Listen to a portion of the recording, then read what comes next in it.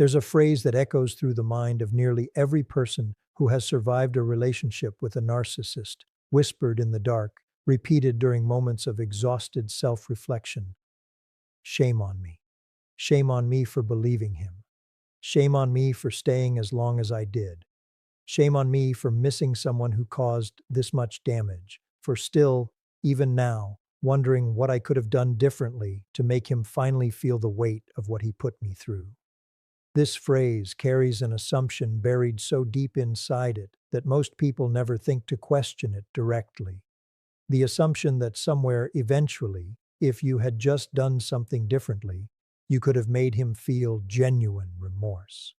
That the absence of his accountability was somehow a failure on your part, rather than a fundamental feature of exactly who he is.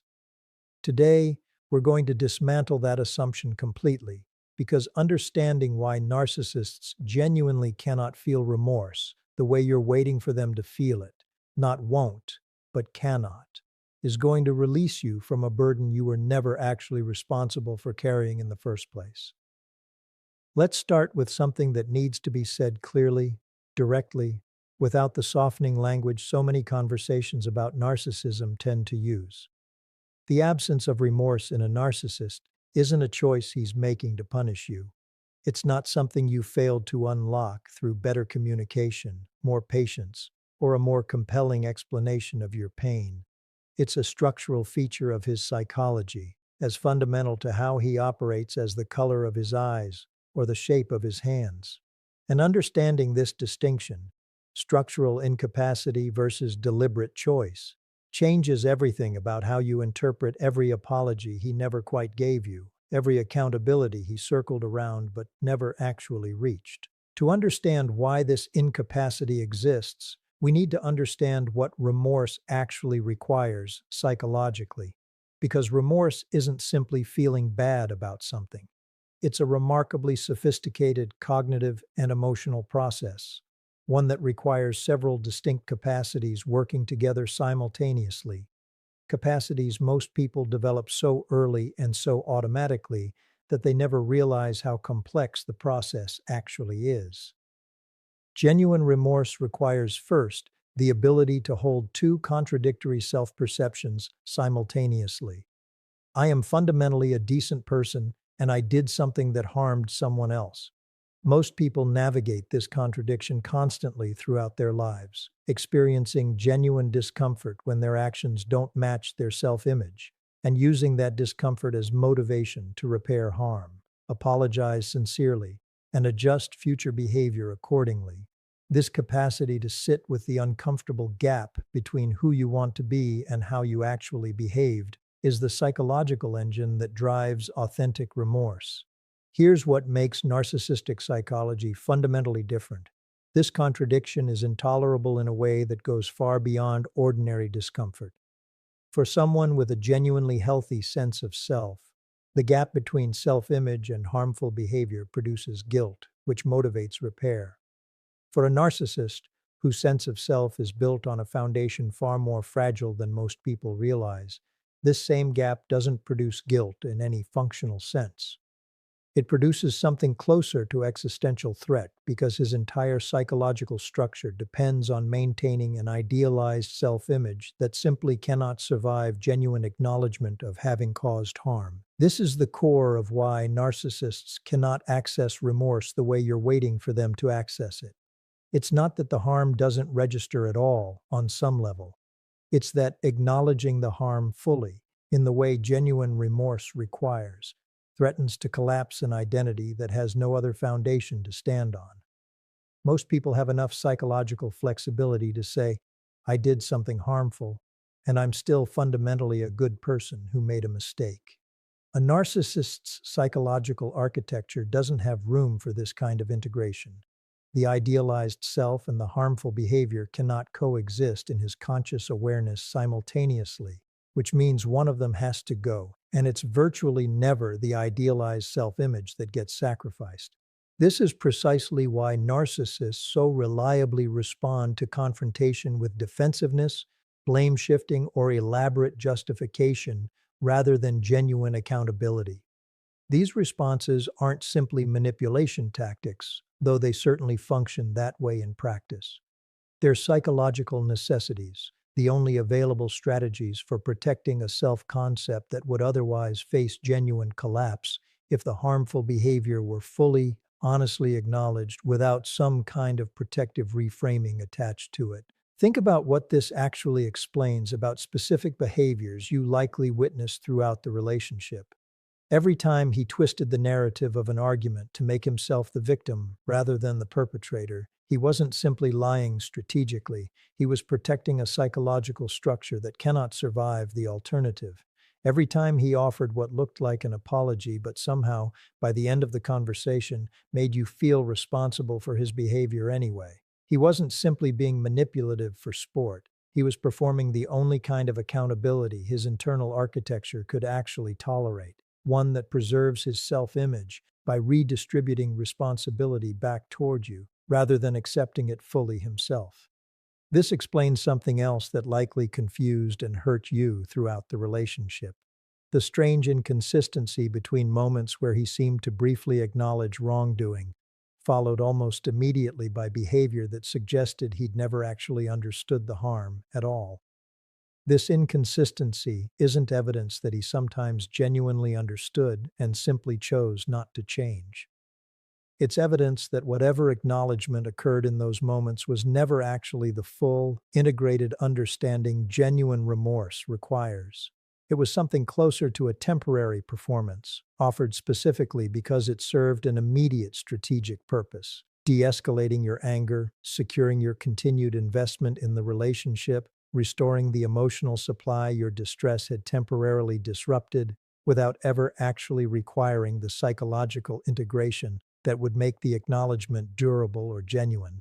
This is where we need to address something crucial before going further, because understanding the structural nature of this incapacity could easily be misread as an excuse, a reason to extend even more patience while waiting for an accountability that structural reality suggests may never actually arrive. That is not the point of this conversation. Understanding why he cannot feel remorse the way you need him to isn't meant to soften your judgment of what happened. It's meant to redirect your energy away from a weight that was never actually going to end the way you hoped, and toward yourself instead. Toward finally understanding that his structural incapacity for remorse was never actually a referendum on whether you deserved it. Let's go deeper into the actual mechanics of this incapacity, because understanding it at a more granular level is what finally allows you to stop searching for the explanation that would make his behavior make sense according to your own framework. A framework built on the assumption that everyone, deep down, has the same basic capacity for empathy and accountability that you do. Here's something crucial that gets misunderstood constantly in conversations about narcissism. The absence of remorse isn't the same thing as the absence of feeling entirely. Narcissists aren't emotionless. They experience frustration, anxiety, anger, even something that resembles sadness, often quite intensely. What's specifically absent isn't emotion in general. It's a very particular kind of emotional and cognitive integration, the capacity to feel bad about causing harm to someone else, specifically because of the harm itself, rather than because of the consequences that harm produces for them personally. This distinction matters enormously, and it's worth sitting with directly because it explains a pattern you likely witnessed repeatedly throughout the relationship, one that probably confused you every single time it occurred. A narcissist can absolutely feel something that looks like distress after hurting you. He might cry. He might seem genuinely shaken. He might say all the right words, sometimes with what appears to be real emotional intensity behind them. But watch closely, and you'll notice something crucial about what that distress is actually about. It's almost never about your pain specifically. It's about what your pain represents for him: the threat of losing access to you, the discomfort of being seen as someone capable of cruelty, the anxiety of having his self-image challenged by the undeniable evidence of what he did. This is why his apologies so often felt hollow in a way you couldn't quite articulate at the time, even when the words themselves sounded appropriate, even loving, because the emotional energy behind them was never actually oriented toward your experience. It was oriented toward managing the crisis your pain created for his own self-concept and his own access to the relationship.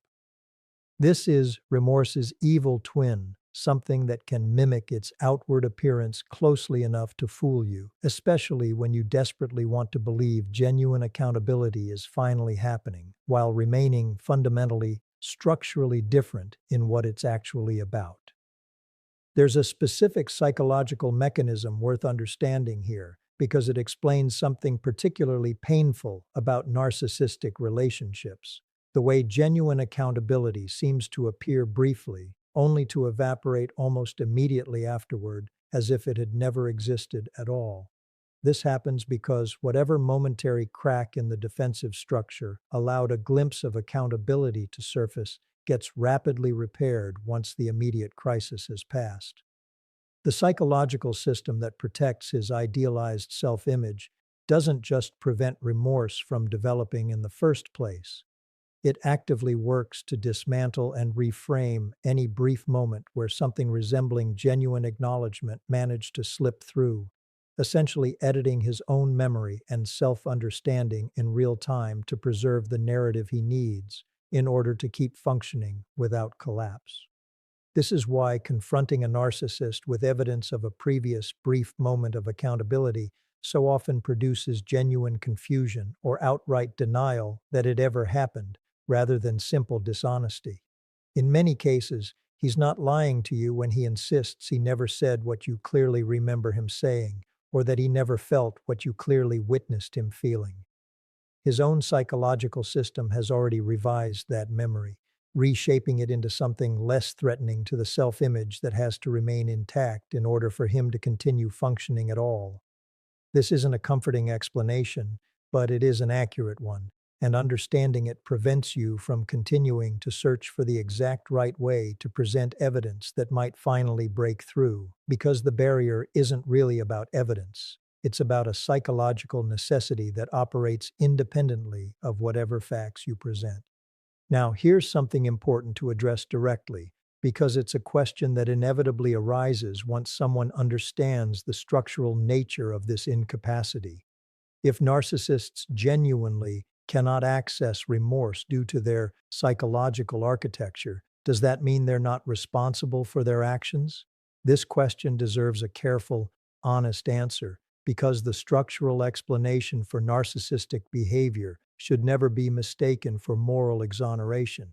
Understanding why someone cannot feel remorse is different from excusing the behavior that harm without remorse produces. A person can be genuinely incapable of certain emotional processes while still remaining fully responsible for the choices, patterns, and behaviors that incapacity produces in the real world. This distinction matters enormously because it allows you to hold two things simultaneously that might initially seem contradictory: compassion for the wounded psychological development that likely produced this structure in the first place, usually rooted in his own early experiences of inadequate emotional attunement, alongside complete clarity that this structural reality doesn't obligate you to remain in relationship with someone who cannot offer you what you genuinely need and deserve. This is precisely the distinction so many empaths struggle to hold clearly, because their capacity for contextual understanding, the very quality that makes them so genuinely compassionate in healthy relationships, can sometimes blur into something that starts to function as an excuse for continued exposure to harm. Understanding why he cannot feel remorse doesn't mean you're obligated to keep waiting for an accountability that his psychological structure genuinely cannot produce. It simply means you finally understand that the wait itself was never actually going to end the way you hoped, regardless of how much patience, how much explanation, how much additional pain you were willing to absorb in the meantime. There's a particular kind of relief available once this understanding fully lands, though it often arrives mixed with genuine grief as well. And both responses deserve space rather than either being rushed past.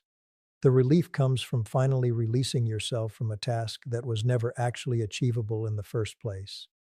The task of finding the right words, the right timing, the right combination of patience and clarity that would finally unlock genuine remorse in someone whose psychological architecture simply doesn't contain the capacity to produce it. You didn't fail at this task. The task itself was never actually possible, regardless of who attempted it or how skillfully they tried. The grief comes from something different, something worth naming honestly, rather than rushing past in favor of the relief alone. Because understanding this structural reality means accepting that you will likely never receive what you spent years hoping for: full acknowledgement, genuine ownership, real remorse that matches the actual weight of what you experienced.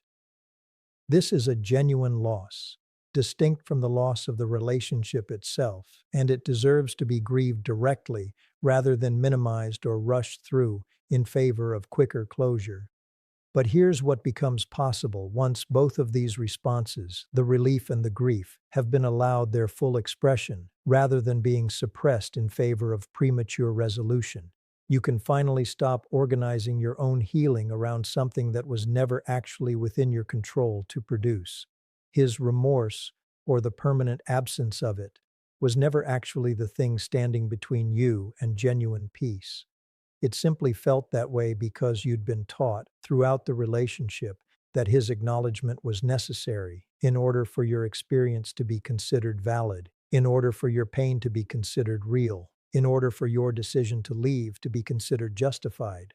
None of that was ever actually true, and understanding the structural nature of his incapacity is precisely what finally makes that clear enough to actually believe, rather than simply understand intellectually while still waiting somewhere in the back of your mind for the acknowledgement that structural reality suggests was genuinely never coming. Because here's the final, most important truth this entire understanding leads toward: your pain was never contingent on his acknowledgement of it in the first place. That contingency was always an illusion, one narcissistic relationships specifically cultivate, precisely because it keeps you tethered, waiting, endlessly extending patience toward a resolution that was never actually possible given the structural reality we've spent this entire conversation examining. Think about what it actually means to require someone else's acknowledgement before your own experience becomes real to you. This requirement, so common among people who've survived relationships with narcissists, didn't develop randomly. It was cultivated deliberately through years of having your perception questioned, your memory challenged, your legitimate reactions reframed as overreactions, until you learned, gradually and painfully, to distrust your own understanding of events unless someone else confirmed it matched theirs. This is one of the most insidious long-term effects of narcissistic abuse, because it doesn't just damage your relationship with him. It damages your relationship with your own perception, your own reality, your own right to know what happened to you without requiring external validation to make that knowledge legitimate. Reclaiming this is perhaps the single most important part of healing from what you survived, and it requires directly confronting something uncomfortable: the realization that you have to become the source of validation you spent years hoping he would eventually provide, not because this is fair, not because you should have had to develop this capacity through such painful means, but because it's the only path actually available to you now, given the structural reality of what he is and is not capable of offering.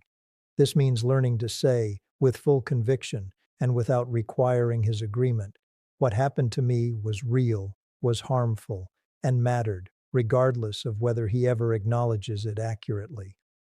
This means trusting your own memory of specific incidents, even when he insists, sometimes quite convincingly, that events unfolded differently than you remember. This means understanding that his continued denial, defensiveness, or reframing doesn't actually change what actually happened. It simply reveals, more clearly than almost anything else could, the exact structural limitation we've spent this entire conversation examining. Here's something that might initially feel counterintuitive, but ultimately becomes one of the most liberating realizations available to anyone healing from this specific kind of relationship. His inability to feel remorse actually says nothing about your worth, your judgment, or the legitimacy of your pain. It would be easy to internalize his structural incapacity as evidence that you weren't important enough to warrant genuine accountability, that if you'd just been different somehow, more compelling, more patient, more deserving, he would have found a way to access what he genuinely, structurally cannot access with anyone, regardless of who they are or how they approach him. This internalization is completely understandable, given how narcissistic relationships train you to interpret every failure as somehow your responsibility to fix through better effort. But it's also completely inaccurate. His incapacity for remorse isn't specific to you. It's specific to him, to the psychological architecture that developed long before you ever entered his life, one that would produce this exact same pattern with anyone he formed a significant relationship with, regardless of their individual qualities, their patience, their compassion, or their worthiness of genuine accountability. This is worth stating as directly as possible. You were never unworthy of remorse. He was simply incapable of producing it, for reasons that trace back to his own psychological development. Reasons that exist completely independent of anything about who you are or what you deserved. Once this distinction becomes fully clear, something shifts that goes beyond simply releasing the weight for his eventual accountability. It changes your relationship with every future interaction where someone's response to causing you harm doesn't match what genuine remorse should actually look like.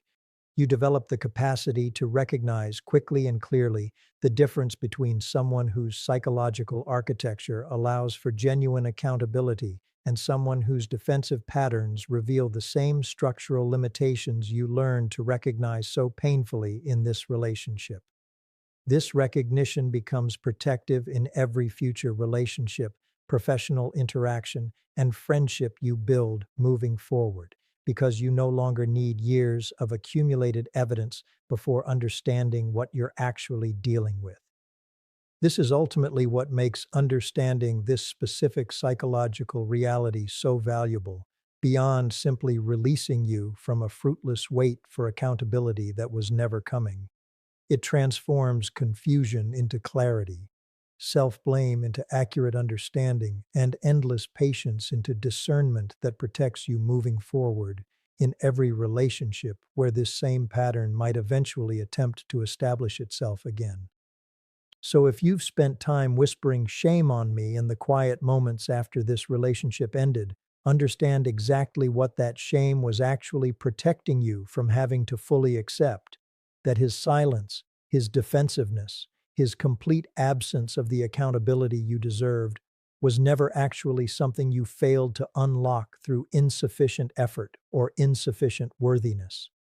It was simply the honest, structural truth of exactly who he is, revealed completely finally, without the possibility of a different outcome you spent years hoping might still somehow arrive. There is no shame in surviving something you couldn't have changed through any amount of additional patience, understanding, or love. The shame was never actually yours to carry in the first place. It was